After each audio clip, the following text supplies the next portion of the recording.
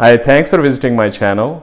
My name is Tanveer Chaudhary. I've been working in the IT industry for the last 30 years and I have been investing in real estate for the last 20 years.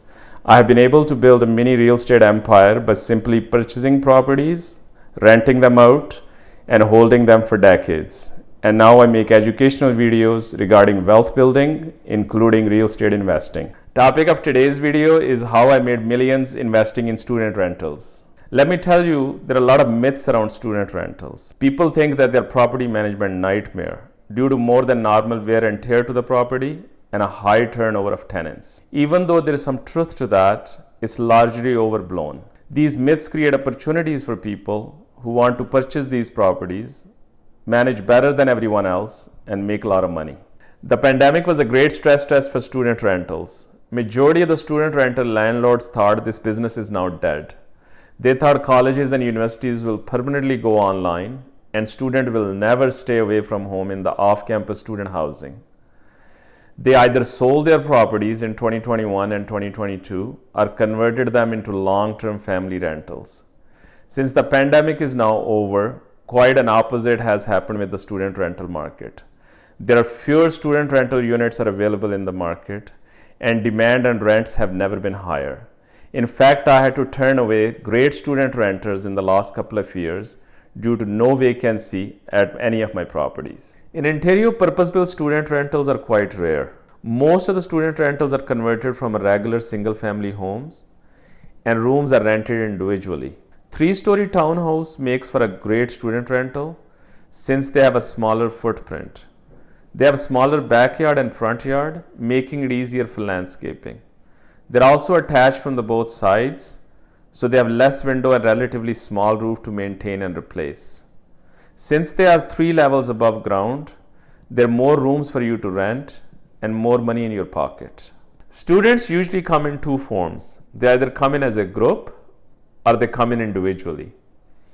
Although the group of students seems very appealing, so you can fill up your rooms quickly, individual students are not bad at all because you can screen them individually. There are basically 5 benefits of owning a student rental. First benefit of student rental is high cash flow. Since you're going to be renting out room individually, you're going to have a higher overall income from the property. Most of the student rentals are cash flow positive, even in today's high interest rate environment. Second benefit of student rental is risk mitigation. Student rentals are similar to multiplexes, where you have multiple tenants under one roof. If one of the room is vacant, you can still cover your property expenses with rents from the rest of the tenants. Third benefit of student rental is market rent.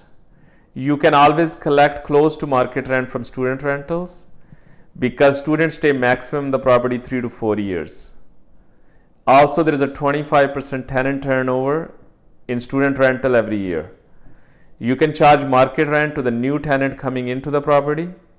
Therefore, you're largely insulated from the rent control in place in a province like Ontario.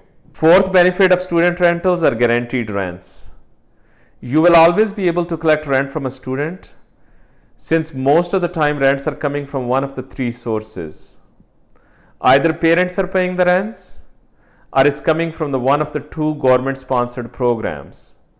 One being OSAP, which is Ontario Student Assistance Program, and second being RESPs, which is the Registered Education Savings Plan.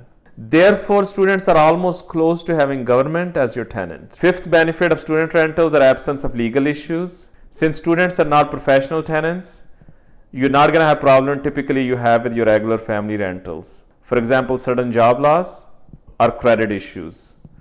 Also, students have access to various funding sources. Therefore, you are less likely to evict them due to non-payment of rent and less likely to deal with landlord and tenant board. Now let me tell you how I made my money in student rentals. I purchased 4 student rentals between 2010 and 2011 for $325,000 each for a total of $1.3 million with $150,000 in total down payment. By early 2022, they all appreciated to $1 million each for the total market value of $4 million. After taking into account the mortgage pay down for 10 years, I owe $1 million overall across all 4 rentals, and they have a total market value of $4 million. Therefore, I was able to create $3 million in real estate equity, and I was always positive cash flow over the last 10 years. Overall, I think student rentals are great investment, and they should be part of any rental real estate portfolio due to an inherent quality of being hedged against inflation, as you have the ability to raise rents. It's also great hedge against economic downturns. As people lose their jobs, they go back to school to get retrained. Young adults are also going more and more into post-secondary education due to education boom being experienced all across the world. If you think that this information can help someone, please share this video. Also smash that like button and comment below to let us know what you think of these videos. And consider subscribing. Thanks for watching and see you in the next video.